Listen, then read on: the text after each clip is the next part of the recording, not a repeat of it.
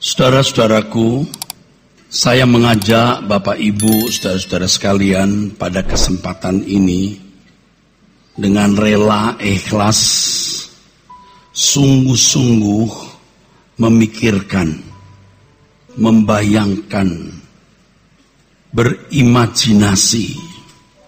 Seandainya kita hidup pada zaman Yesus, 2000 tahun yang lalu, abad pertama di Palestina, ketika Yesus hadir dengan tubuh daging seperti kita, apakah kita menjadi salah satu dari murid-murid Yesus? Apakah kita dipercayai, ditunjuk untuk menjadi salah satu dari murid-murid Yesus? Saya telah memperkarakan hal ini dengan serius, dengan maksud agar saya bisa menghadirkan suasana pengiringan kepada Yesus secara benar, seperti nafas jiwa pengiringan yang sesungguhnya yang harus kita miliki. Saudara harus memperkarakan ini supaya saudara memiliki suasana, nuansa, realitas dari pengikut Yesus yang sejati, yang benar, yang murni, yang real. Sehingga hidup kita seperti buku dalam edisi Tuhan. Rasul Paulus hidupnya seperti buku edisi Tuhan. Dan ia berani menyatakan dengan jelas dan tegas, hidupku bukan aku lagi, tapi Kristus yang hidup di dalam aku. Edisi Kristus di dalam hidup Paulus. Edisi Kristus dalam hidup Erastus. Edisi Kristus dalam hidup Bapak Ibu, saudara-saudara sekalian.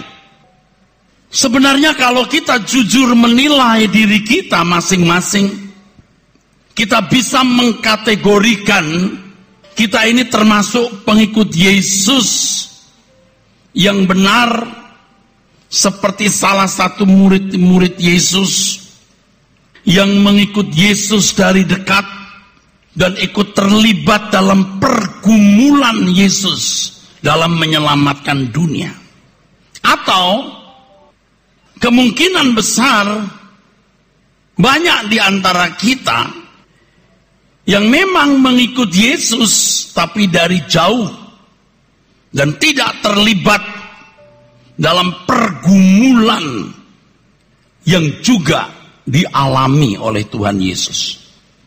Kepada murid-muridnya yang dekat kepadanya di Injil Lukas pasal 22, Tuhan Yesus berkata, "Kamu yang telah bersama-sama dengan aku dalam segala pencobaan yang aku alami, aku menetapkan kepadamu hak-hak di dalam kerajaan Bapa."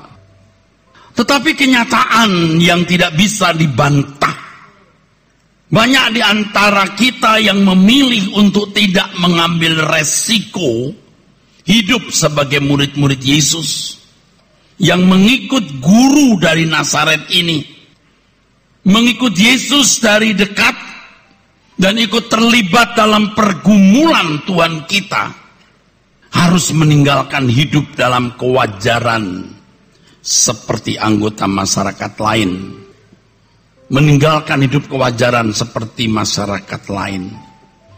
Dan itulah yang dilakukan oleh Petrus dan murid-muridnya, yang murid-murid Yesus yang lain, saudaraku. Berani keluar dari hidup kewajaran. Sebab banyak orang berpikir belum tentu mengikut Yesus sungguh-sungguh memperoleh keuntungan. Belum tentu akan mendapatkan keuntungan dibanding dengan mereka yang tidak mengikut Yesus. Mengikut Yesus terlalu beresiko. Sebab mengikut Yesus harus mempertaruhkan seluruh hidup. Belum tentu bisa mendapatkan kembali apa yang telah dikorbankan. Seandainya kita hidup pada zaman itu, Barangkali sebagian besar saudara memilih untuk menjadi seperti kebanyakan orang yang mengikuti Yesus dari jauh. Cukup menjadi pendengar yang ada di tengah-tengah kerumunan massa. Ikut menikmati air yang jadi anggur. Ikut mendengar pengajaran Yesus karena dia mengajar lebih berkuasa dari para ahli Taurat dan orang-orang Farisi dan guru-guru agama mereka. Ada di tengah-tengah masyarakat atau massa mendengar ajaran Yesus. Ikut menyaksikan mujizat yang dilakukan. Ikut makan roti dan ikan yang ternyata adalah penggadaan dari 5 ketul roti dan 2 ekor ikan. Ikut melihat mujizat yang luar biasa di mana Yesus membangkitkan orang mati dan berbagai mujizat lainnya. Ketika Yesus masuk kota Yerusalem, ikut hanyut dan larut dengan gelombang masyarakat, gelombang massa yang menyerukan, Hosana, Hosana. Diberkatilah dia yang datang dalam nama Tuhan.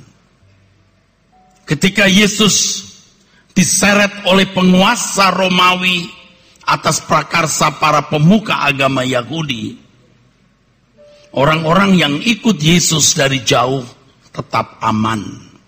Beda dengan Petrus yang nyaris ikut masuk penjara, nyaris disiksa karena mengenali Petrus, salah satu dari orang yang dekat dengan guru dari Nazaret itu. Tetapi kalau ikut Yesus dari jauh, aman. Barangkali juga ikut larut di tengah-tengah massa yang meneriakkan salibkan dia, salibkan dia. Namanya juga bunglon, saudaraku. Orang-orang seperti ini kalau di dalam masa kampanye itu penggembira. Kalau hari Senin partai A dengan warna kuning dia ikut karena mendapat kaos warna kuning, ngasih 1 bungkus dan mungkin juga ada uang saku. Hari Selasa partai lain, partai yang berwarna merah, dia ikut karena kaos warna merah. Kaos. Nanti hari Rabu partai lain yang warna hijau, dia ikut lagi karena dapat kaos warna hijau. Wah, hari yang berikutnya warna biru. Wah, ini lebih banyak ini uang sakunya. Dia berpikir kalau tiap hari begitu dia berhenti bekerja. Hari Senin dia teriakkan partai A, hari Selasa dia teriakkan partai B, hari ketiga dia teriakkan partai C. Penggembira. Orang-orang seperti ini tidak termasuk mengikut Yesus loh, saudaraku. Sebab pengikut Yesus berarti rela kehilangan nyawa. Seperti yang Tuhan Yesus katakan dalam Markus 8 ayat 35. Mari kita baca. Markus pasal 8 ayat 35. Karena siapa yang mau menyelamatkan nyawanya, ia akan kehilangan nyawanya. Tetapi barang siapa kehilangan nyawanya karena aku dan karena Injil, ia akan menyelamatkannya. Ini bukan perkataan saya loh, saudara. Ini perkataan Tuhan Yesus. Mari pertimbangkan, saudaraku. Paling tidak ada 8 ayat dalam perjanjian baru yang menulis kalimat ini. Hanya ada sedikit perbedaan. Kalau di Markus pasal 8 ayat 35 ini, kalimatnya adalah, siapa yang mau menyelamatkan nyawanya, ia akan kehilangan nyawanya. Menyelamatkan nyawa akan kehilangan nyawa. Menyelamatkan, sozo. Ini juga ditulis persis di Matius 16 ayat 25, ya. Selain Markus 8 ayat 35, Lukas 9 ayat 24. Tetapi dalam Matius pasal 10 ayat 39 terdapat kalimat yang sama, tapi bukan menggunakan kata menyelamatkan nyawa, tetapi mempertahankan nyawa akan kehilangan nyawa. Hiurisko. Hiurisko, mempertahankan nyawa akan kehilangan nyawa. Dalam Lukas pasal 17 ayat 33 tidak menggunakan kata menyelamatkan nyawa atau mempertahankan nyawa, tetapi memelihara nyawa. Barang siapa memelihara nyawa akan kehilangan nyawa. ZTO. Kata yang juga digunakan dalam Matius 6 ayat 33, carilah dahulu kerajaan Allah. Carilah dahulu, ZTO. Yang dicari nyawa bukan kerajaan Allah. Nyawa di sini sebenarnya menunjuk kepada kehidupan. Nah, nanti akan saya singgung. Dalam Yohanes pasal 12 ayat 25 tidak menggunakan kata menyelamatkan, mempertahankan atau memelihara, tapi menggunakan kata mencintai nyawa. Karena barang siapa mencintai nyawa akan kehilangan nyawa. Kata mencintai di sini phileo. Ini terkait dengan kata philos, sahabat. Di dalam bahasa Yunani ada dua kata yang pengertiannya mirip. Yang pertama philos, yang kedua hetairos. Kalau hetairos ini teman. Kalau philos itu sahabat. Kalau Tuhan mengatakan ikatlah persahabatan dengan mempergunakan mamon yang tidak jujur. Persahabatan di situ adalah philos. Bersahabatlah dengan Tuhan menggunakan mamon, kekayaan dunia. Kekayaan dunia bisa menjadi teman untuk bersahabat dengan Allah. Jangan terbalik. Bersahabat dengan mamon dunia menggunakan Tuhan sebagai sarananya. Nah, banyak orang terbalik. Dan memang di mana-mana agama itu memiliki nuansa yang disembah itu sebagai pelindung, penjaga, pemberi berkat dan seterusnya. Beda dengan kita. Sesembahan kita itu Bapa yang mendidik kita. Sesembahan kita itu Yesus yang menebus kita, yang mengatakan jadikan semua bangsa muridku. Jadi kalau kita berurusan dengan Bapa, kita mau dididik. Kita berurusan dengan Tuhan Yesus, kita mau dimuridkan. Adapun mengenai pemenuhan kebutuhan jasmani, sudah ada tatanannya di dunia ini. Kerja keras supaya kamu bisa sukses. Jaga pola makan, pola hidup yang baik supaya kamu sehat. Orang-orang di luar sana yang tidak bertuhan pun juga diberkati dengan berkat jasmani ketika bertanggung jawab. Nah, kalau di gereja ini kita belajar memiliki cara berpikir anak-anak Allah, dan saya sedang berbicara ini bagaimana menjadi anak-anak Allah yang benar, yang proporsional. Mencintai nyawa, philos. Ikatlah persahabatan dengan menggunakan, yang kita gunakan itu harta dunia untuk bersahabat dengan Allah. Jangan terbalik, saudara. Kita harus bekerja keras, kita harus memaksimalkan potensi, karena kita mau melayani Tuhan. Melayani Tuhan itu yang pertama, membalas kebaikan orang tua yang membesarkan kita.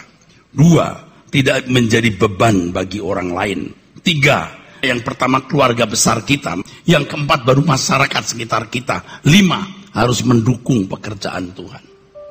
Makanya kita harus studi yang giat, karir yang tekun, kerja keras untuk Tuhan. Saudaraku sekalian, jangan terbalik. Kalau seseorang menjadikan dirinya sahabat dunia ini, dia menjadikan dirinya musuh Allah. Kapan orang menjadikan dunia sahabat? Ketika menaruh pengharapan dunia membahagiakan. Tadi saya sebut kata hetairos, saudaraku. Ketika Yesus di Taman Getsemani, Yudas memimpin rombongan untuk menangkap Yesus. Yudas mencium Yesus. Yesus mengatakan, dengan ciumankah teman engkau menyerahkan aku? Teman itu hetairos, tidak filos. Namanya juga bunglon, saudara. Dan banyak orang Kristen seperti ini. Dia cium Tuhan dengan motif yang tidak tepat. Namanya juga bunglon. Masuk kandang kambing mengembik, masuk kandang singa mengaum. Masuk gereja puji Tuhan, tapi keluar kata-kata yang lain yang keluar dari bibirnya. Saudara mungkin tidak berkhianat secara fisik, maksud saya dengan kata-kata, tetapi di dalam sikap hati dan dalam perilaku tidak menunjukkan saudara sungguh-sungguh mengasihi Tuhan. Saudaraku, kalau kita mau mengikut Yesus, tidak bisa tidak harus kehilangan nyawa. Nyawa berbicara mengenai kehidupan. Kehidupan yang dimiliki dan dinikmati hari ini adalah nyawa. Orang merasa inilah satu-satunya kehidupan yang dimiliki. Dan ini sudah menjadi belenggu di dalam pikiran dan jiwa kita. Dan saya sadar betapa sulitnya keluar dari belenggu ini. Kita telah tercengkerami dengan cara berpikir seakan-akan kita memiliki nyawa dan hidup hanya satu kali. Setelah itu mati lalu tidak ada kehidupan. Ini salah. Tuhan tidak menciptakan kehidupan dalam sesaat. Kehidupan yang Tuhan ciptakan itu abadi. Tuhan menciptakan kehidupan tanpa sakit penyakit, tanpa penderitaan, tanpa bencana, tanpa perang. Dan itu bukan sekarang, nanti. Nah, banyak orang sudah tercengkerami dengan cara berpikir yang salah ini. Termasuk saya selama bertahun-tahun, saudara. Dan betapa sulitnya keluar dari belenggu itu. Mungkin secara kognitif, secara pikiran, Bapak Ibu bisa mengerti bahwa hidup ini singkat, nanti kita akan mati. Tetapi kita tidak memiliki pemahaman yang komprehensif, yang lengkap. Bahwa hidup kita di bumi ini sebenarnya hanya persiapan untuk kehidupan yang sesungguhnya nanti. Jadi kalau Paulus mengatakan asal ada makanan, pakaian cukup, itu maknanya dalam, saudara. Artinya yang penting bagaimana kamu bisa menjalani hidup, memenuhi panggilanmu, sebab hidup yang sesungguhnya itu nanti. Dan betapa sulitnya merubah cara berpikir ini. Yang dikalimatkan oleh Tuhan Yesus di Matius pasal 6. Di mana ada hartamu, di situ hatimu berada. Dan banyak orang belum bisa memindahkan hatinya ini. Orang mau menikmati hidup, membuat berbunga-bunga hidup di bumi ini. Di dalam kewajaran. Tadi saya katakan, ikut Tuhan Yesus itu berat. Belum tentu menguntungkan lebih dari mereka yang tidak ikut Yesus. Ikut Yesus itu berat karena pertaruhannya segenap hidup. Benar. Tetapi kalau kita mengerti realitas hidup ini, kita bersedia. Tadi saya katakan, saudaraku sekalian, firman Tuhan yang mengatakan karena siapa yang mau menyelamatkan nyawanya, ia akan kehilangan nyawa. Kata menyelamatkan di dalam teks lain mempertahankan, memelihara, mencintai. Dan di dalam Matius 16 ayat 26 terdapat untuk apa memperoleh seluruh dunia tetapi kehilangan nyawa. Memperoleh seluruh dunia. Veleo, benefit. Apa untungnya? Kamu memperoleh keuntungan sebanyak-banyaknya di bumi ini, tapi kamu kehilangan nyawa. Kata yang pertama itu, memelihara nyawa akan kehilangan nyawa, ya, mencintai nyawa akan kehilangan nyawa. Di depannya, kalimat depan ini, subjeknya ini beda-beda. Tetapi kata kehilangan semua sama, same word. Nah ini unik, saudara. Apolese, dari kata apolumi. Yang artinya to destroy, kamu menghancurkan. Bring to ruin, meruntuhkan. To kill, membunuh. Kamu membunuh hidupmu. ayat-ayat ini sebenarnya hendak mengarahkan kita bagaimana kita menjadi manusia masa depan. Ada dua jenis manusia, manusia hari ini dan manusia masa depan. Sedangkan orang percaya begitu menyebut Allah itu Bapa, dia menumpang di bumi ini. 1 Petrus 1 ayat 17. Tetapi saudaraku, khotbah seperti ini sudah tidak nyambung dalam pikiran dan jiwa banyak orang. Kalau gereja mula-mula dulu, saudaraku sekalian, bagaimana mereka begitu berani kehilangan harta, keluarga, nyawa. Karena mereka punya pengharapan. Seperti Paulus. Mati menjadi kesenangan dan bergairah. Karena ada kehidupan di balik kematian itu. Tapi sekarang makin jauh ini surga nih. Masuk abad 21 ini kita bicara soal surga. Jadi asing. Nggak bisa nyambung. Karena cara berpikir manusia sudah begitu sekuler, duniawi, saudaraku. Kita berdoa agar benar-benar gereja ini menjadi gereja di mana kita membangkitkan kembali apa yang Tuhan Yesus ajarkan 2000 tahun yang lalu. Dimulai dari gembala sidang dan semua pendeta-pendeta dan para pengurusnya jadi edisi Tuhan di dalam hidup Erastus, edisi Tuhan dalam hidup Bapak Ibu masing-masing. Dan Tuhan akan menyelenggarakan ini. Dan Paulus bisa mengatakan hidupku bukan aku lagi, tapi Kristus yang hidup di dalam aku. Di edisi Tuhan. Ini edisi Tuhan, saudara. Hidupku bukan aku lagi, tapi Kristus yang hidup dalam aku. Dan memang, saudaraku sekalian, kita ini setelah menjadi anak tebusan Tuhan, kita telah kehilangan seluruh hak hidup kita. Menjadi lebih miskin dari orang miskin, karena semiskin-miskinnya orang masih memiliki hak sekecil apapun hak itu. Tapi begitu ditebus oleh darah Yesus Kristus, seluruh hak kita diambil alih. Dan bagaimana implementasi dari kehidupan orang yang ditebus? Tubuhnya menjadi bait Roh Kudus.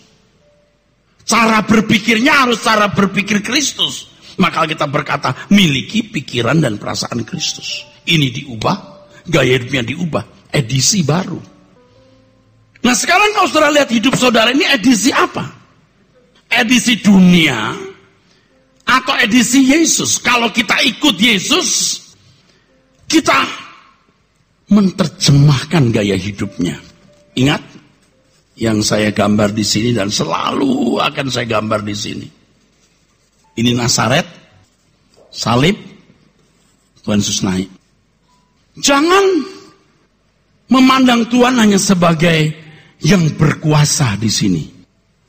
Tidak ada yang bisa kita contoh dari Tuhan Yesus di sini. Kita ikut Yesus bukan karena dia berkuasa. Dimulai dari di sini. Filipi 2 ayat 5-7. Miliki pikiran perasaan Kristus. Jika kita serius mengikut Yesus, ada bonus di mana Tuhan akan mengizinkan banyak peristiwa yang terjadi. Di dalam peristiwa ini termuat kebenaran untuk bisa memperagakan hidup Yesus. Kasusnya bisa beda, tapi substansi kebenarannya sama. Kalau Yesus mendapatkan ujian, iblis membawa Yesus ke atas gunung dan diperlihatkan dunia dengan segala keindahannya. Iblis berkata, kalau kau menyembah aku, kuberikan dunia kepadamu. Saudara kan punya kesempatan itu. Saudara kan punya kesempatan disakiti orang, difitnah, dihina. Bagaimana reaksi kita? Yesus mengalami itu. Dan Tuhan bereaksi mengampuni mereka. Di sini. Ada banyak godaan-godaan dan cobaan-cobaan yang saudara alami. Kenikmatan-kenikmatan daging. Ubah batu jadi roti. Daging. Tapi Yesus bisa melewatinya. Makanya di sini ada lagu kemanapun juaku ikut serta. Serius saudaraku. Amin. Iya. Saudara mungkin tinggal di rumah mertua begitu kejam. Kalau saudara pandang dulu kayaknya lebih jahat dari Lucifer. Wah.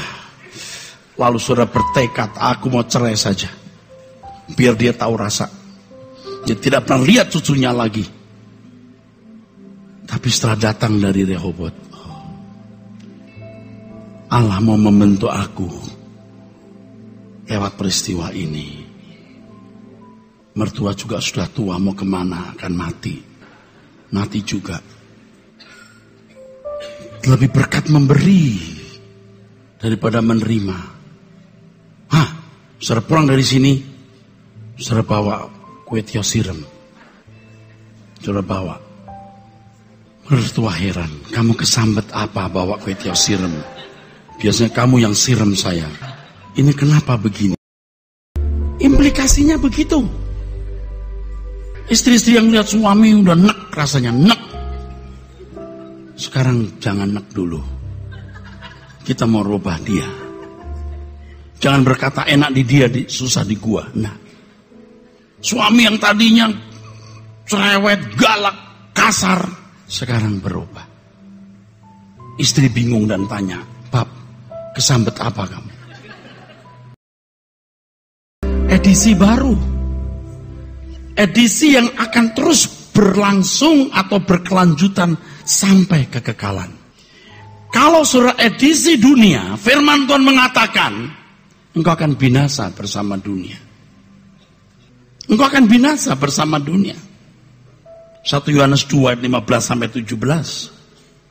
Keinginan daging, keinginan mata, keangkuhan hidup bukan berasal dari Bapa. Orang yang melakukan semua ini binasa. Ini edisi dunia. Kita ke gereja ini untuk berubah. Edisi baru. Orang-orang seperti ini akan masuk ke dalam kemuliaan bersama Yesus.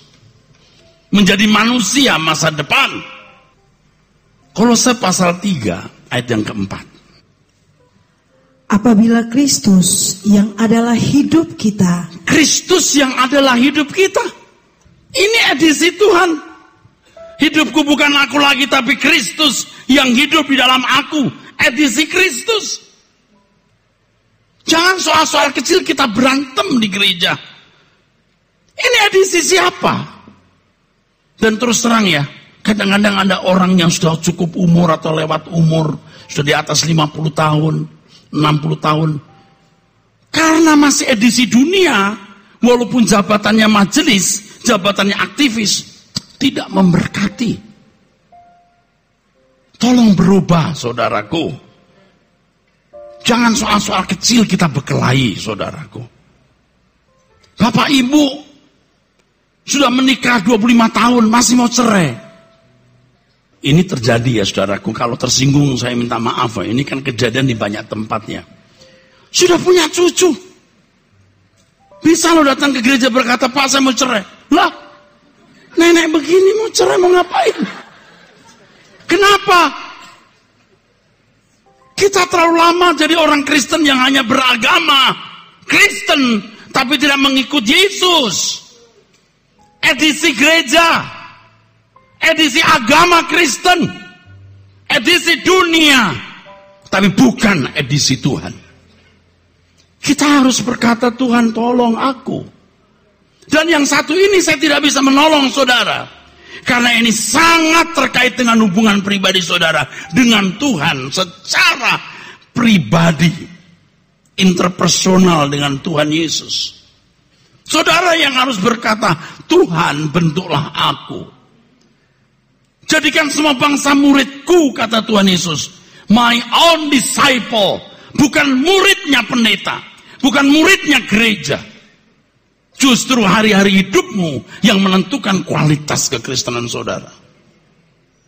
Kalau saudaranya ke gereja seminggu sekali, bahkan 3 kali. Tapi dari jam ke jam, dari menit ke menit, Anda tidak belajar dari Tuhan. Engkau tidak bisa melahirkan Kristus di dalam dirimu. Hidupku bukan aku lagi, tapi Kristus yang hidup di dalam aku.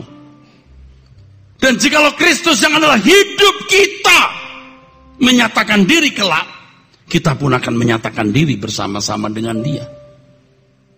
Saudara mungkin hari ini menganggap itu sepele. Suatu hari saudara akan menangis dengan rata tangis dan kertak gigi kalau anggap ini hal sepele. Ini hal paling prinsip. Ini kekekalan kita. Satu kali saya mendengar kisah mengenai seorang pria yang bertemu dengan wanita cantik di satu tempat. Lalu mereka kemudian pergi ke satu hotel dan melakukan hubungan yang tidak patut dilakukan. Baru kenal. Tapi sejak itu sang pria kena HIV. Sesaat. Tapi menghancurkan hidupnya dalam waktu yang panjang. Kalau hanya HIV, saudaraku, tidak lebih 70-80 tahun kita menderita. Bukan kita, orang lain. Kita tidak akan pernah mengalami penyakit itu. Tetapi kalau kekekalan, aduh, mengerikan, saudaraku. Itulah sebabnya ada gereja ini menyerukan saudara untuk menjadi edisi baru di dalam Tuhan. Bukan edisi dunia, edisi Tuhan Yesus Kristus. Jangan sombong. Saudara mau kaya, mau cantik, mau ganteng, mau berpendidikan tinggi, nothing itu. Kalau jadi sampah abadi, saudara baru tahu tidak ada artinya semua itu. Maka ikatlah persahabatan jadi filosnya Tuhan, saudaraku. Dan dunianya hetairos. Di Singapura ada seorang kaya yang ketika meninggal, ambulan dan iring-iringannya mampir ke mall di mana dia memiliki saham. Dia putar lagi ke pabriknya. Itu nggak tahu tradisi apa. Padahal udah nggak lihat. Ikatlah persahabatan dengan mamon yang tidak jujur. Tidak jujur artinya tidak bisa dipercayai. Adikia dalam bahasa asli. Tidak bisa dipercayai. Hari ini uang segalanya, tapi satu hari kelak tidak ada artinya. Makanya bagus juga itu ambulan sebunyinya begini. Ngibul. Menipu. Saya tidak mengajak saudara jadi orang miskin, pesimis, dan fatalistik. Enggak. Saya cuma mengajak saudara untuk berpikir realistis. Dan yang realistis itu, yang disebut realitas itu, hanya dua. Tuhan dan kerajaannya. Sungguh. Hanya Tuhan dan kerajaannya itu yang realitas. Yang pada akhirnya semua yang kita miliki apapun lenyap. Tapi Tuhan dan kerajaannya, itulah saudaraku, yang menjadi harta abadi kita. Coba saudara ingat bagaimana Abraham meninggalkan Ur Kasdim. Ur Kasdim itu ada di lembah Sumeria, yang dalam penggalian arkeologi menunjukkan betapa majunya wilayah itu. Maju dan subur, saudaraku. Dengan rumah-rumah yang baik. Bahkan ditemukan tembikar-tembikar dan potongan-potongan huruf yang dianggap atau dipandang barangkali sudah ada perpustakaan kuno. Abraham meninggalkan lembah Sumeria ke negeri yang ditunjukkan Tuhan dan tidak jelas negeri itu di mana. Tetapi dia percaya realitas itu. Hebat, saudaraku. Dia menjadi bangsa nomaden, bangsa pengembara.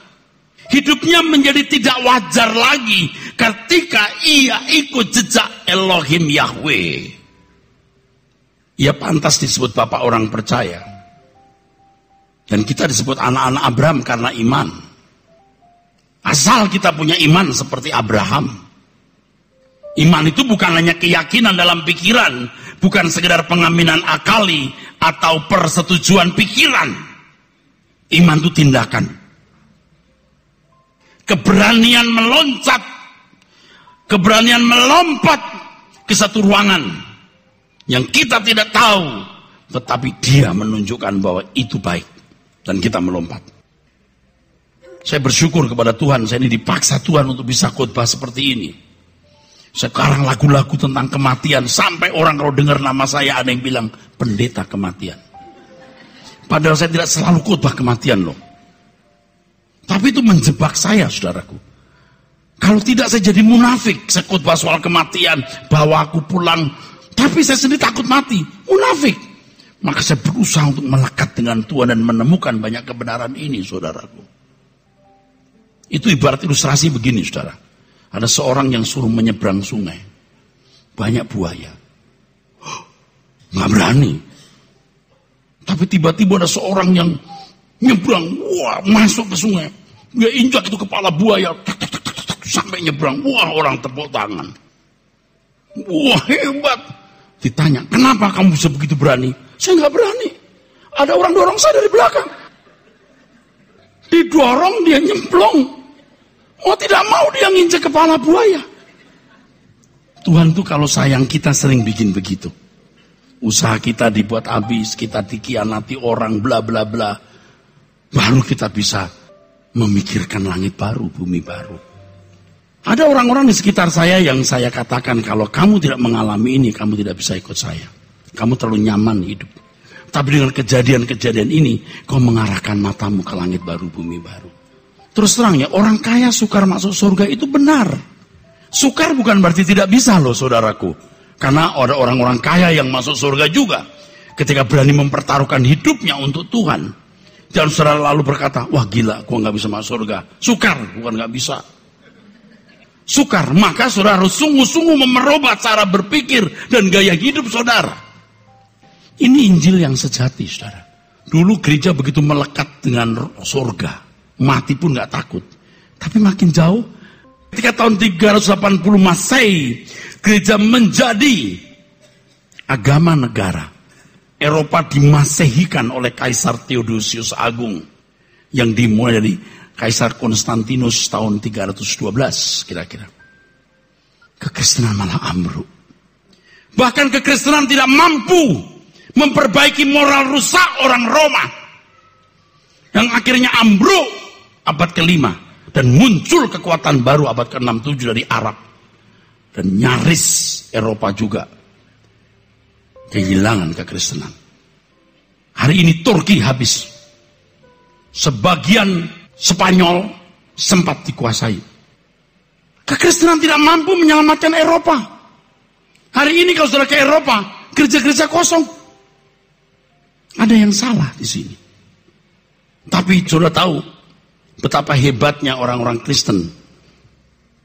Pada gereja mula-mula, mereka merapat dengan Tuhan. Akrab dengan kerajaan surga. Tapi hari demi hari ketika orang Kristen yang tadinya memakai baju kulit binatang, terseok-seok di sepanjang jalan kebaktian di katakom-katakombe, yaitu kuburan-kuburan karena teraniaya, lalu diganti dengan pakaian sutra. Duduk di singgasana di samping raja-raja atau kaisar. Mulai jauh surga. Mulai ada pemerintahan gereja. Gereja mulai punya tentara juga. Inquisisi namanya. Terus, abad 21, kita bicara mengenai surga. Asing. Banyak orang Kristen tidak tahu pulang kemana. Tidak tahu di mana rumahnya. Buktinya apa? Takut mati. Kalau engkau takut mati, engkau terhilang. Engkau takut mati, engkau tidak tahu kemana engkau pulang. Ayo kita kembali kepada ajaran Tuhan Yesus. Kita kembali kepada ajaran Tuhan Yesus. Kita menghidupkan Yesus dalam hidup kita. Resurrecting Jesus within us. Jadi edisi. Hidup kita seperti kertas putih. Buku maksud saya. Buku yang telah ditulis dengan banyak coretan yang buruk. Kalau masih ada sisa lembar-lembar yang kita miliki, kita mengizinkan guru agung dari Nazaret melukis lukisan yang indah di dalam buku hidup kita. Kolose 3 ayat yang keempat kita telah baca. Sekarang ayat 1 kita baca. Karena itu, kalau kamu dibangkitkan bersama dengan Kristus, carilah perkara yang di atas. Ya, dulu kamu mati. Edisi yang lama harus dimatikan. Maka kita harus mengosongkan diri. Kehilangan nyawa. Miliki pikiran perasaan Kristus. Dia walaupun dalam rupa Allah, tidak menganggap kesetaraan dengan Allah sebagai milik yang harus dipertahankan. Tetapi mengosongkan diri. Kehilangan nyawa. Nanti Tuhan akan pimpin saudara untuk memahami pengertian kehilangan nyawa sesuai konteks hidup saudara masing-masing. Sesuai konteks hidupku. Nyawa itu kehidupan. Nyawa itu kesenangan hidup di bumi ini. Kamu harus kehilangan nyawa. Jangan pelihara nyawa, jangan cintai nyawa. Kamu tidak mau kehilangan nyawa, kamu membinasakan apolumi. To destroy. Kau menghancurkan masa depanmu. Kau menghancurkan kehidupan kekalmu. Kalau kamu dibangkitkan bersama dengan Kristus, dulu kita mati. Ini standar, saudara. Ini standar. Sudah hilang di banyak gereja. Biasanya gereja hanya menjadikan Yesus sebagai Tuhan. Ajaib luar biasa, menyembuhkan, menolong. Nih, Tuhan dimanipulasi dengan sikap oportunis, cari keuntungan. Kita harus di sini. Jangan tidak bertobat. Jangan sok tahu. Bahkan kalaupun kau sudah tua usiamu, jangan sombong. Banyak pengalaman, jangan sombong. Yang satu ini engkau harus dengar suara Tuhan. Yang satu ini engkau harus dengar. Kalau tidak engkau binasa. Bukan saya membinasakan saudara. Firman itu menghakimi saudara. Dan ini perkataan Tuhan. Kamu telah mati, hidupmu tersembunyi bersama dengan Kristus dalam Allah. Mestinya begitu. Kalau tidak, berarti engkau menolak ditebus. Orang yang ditebus, orang yang rela menyerahkan haknya kepada majikan baru yang menebusnya. Dan majikan baru itu berkata, aku mau cara berpikirmu diubah seperti cara berpikirku. Aku mau tubuhmu menjadi bait Roh Kudus supaya aku bisa bergerak di situ. Baru namanya itu menjadi anak tebusan. Bukan suka-suka gua. Galatia 5:24-25 mengatakan bahwa kamu yang ditebus Yesus menjadi miliknya. Orang yang ditebus Yesus menjadi miliknya harus menyalipkan daging dengan segala hawa nafsunya. Ngomong gampang, prakteknya sulit saudaraku. Tapi tidak ada pilihan, kita harus melakukannya. Dan saya mengajak saudara melakukan bersama saya, karena kita mau pulang bersama. Terus baca. Di mana Kristus ada, duduk di sebelah kanan Allah. Pikirkanlah perkara yang di atas, bukan yang di bumi. Ini ayat sudah hampir tidak bisa dimengerti. Karena cara berpikir banyak orang, termasuk orang Kristen, sudah begitu duniawi. Coba kalau diperdengarkan gereja mula-mula, cun, sekarang ciong. Ada yang salah, saudaraku. Saya sendiri sebenarnya diubah Tuhan juga baru tahun-tahun belakangan ini. Bulan-bulan belakangan ini. Minggu-minggu belakangan ini. Terus dipaksa. Seperti tadi itu orang yang didorong masuk sungai. Wah, hebat banget Pak Eras. Enggak, kepaksa. Tuhan izinkan banyak peristiwa menyakitkan yang terjadi dalam hidup saya. Banyak tekanan-tekanan hebat yang saya alami. Ternyata itu menggiring saya kepada kebenaran. Dan saya bisa berkata bahwa aku pulang Tuhan. Gereja bukan kesukaanku. Bukan kegemaranku. Bukan kebahagiaanku. Bukan. Tapi ketika aku memandang wajah Tuhan Yesus. Dan dia memandang wajahku dan mengakui engkau hambaku. Itu kebahagiaanku. Ini edisiku. Jangan sampai Tuhan mengatakan ini bukan edisiku. Dari mana? Aku tidak kenal kamu. Enyalah dari hadapanku. Kamu yang tidak melakukan kehendak Bapa. Sebab edisiku adalah orang-orang yang buku hidupnya tertulis melakukan kehendak Bapa dan menyelesaikan pekerjaannya. Itu edisi Tuhan. Kita punya buku ini bukan buku Tuhan selama ini. Benar, bukan edisinya Tuhan. Edisi dunia. Edisi dunia yang merasuk dalam hidup kita. Dan buku hidup kita penuh dengan ambisi, ego, dan segala keinginan-keinginan pribadi. Hari ini kita harus bertobat, saudaraku. Teruskan baca. Sebab kamu telah mati. Kamu telah mati. Edisi lama telah selesai. Kamu telah mati. Kamu telah kehilangan nyawa. Kalau kamu tidak kehilangan nyawa, kamu tidak memiliki nyawa. Silakan kalau kau masih pakai nyawamu yang lama, edisi lamamu, engkau tidak akan pernah dikenal Tuhan. Demi nama Tuhan Yesus, engkau tidak akan dikenal Tuhan. Karena kamu telah mati. Terus? Hidupmu tersembunyi bersama dengan Kristus di dalam Allah. Luar biasa, saudaraku. Ini kebenaran yang murni. Anda tidak bisa memiliki edisi baru tanpa kehilangan nyawa. Nanti Tuhan akan pimpin saudara bagaimana artinya kehilangan nyawa. Nyawa itu kehidupan. Nyawa itu suke dalam bahasa aslinya. Yang artinya, saudaraku, jiwa. Kesenangan-kesenangan. Harus ada yang kita lepaskan untuk mempersiapkan diri kita menjadi anggota keluarga kerajaan surga. Percayalah, Anda tidak akan pernah menyesal. Percayalah, ini tidak membuat saudara menjadi aneh. Memang kau menjadi berbeda. Engkau memang tidak wajar lagi. Tetapi saudara akan menjadi orang-orang yang agung di mata Tuhan. Dan ini kesempatan. Kalau saudara menunda, Anda tidak akan pernah berubah sampai mati. Dan mungkin Anda tidak pernah mendengar khotbah semacam ini lagi. Percayalah, ini kebenaran yang murni dari Tuhan Yesus Kristus. Perkarakan itu dalam hidupmu. Seandainya kita ada di dekat Yesus waktu itu, kita jadi Petrus atau Yudas. Atau mungkin menjadi orang yang mengikut Yesus dari jauh. Tetapi kita tidak mau menyia-nyiakan kesempatan ini. Kita tahu Dia Tuhan dan Juru Selamat. Kita tahu Dia akan datang sebagai Raja di awan-awan.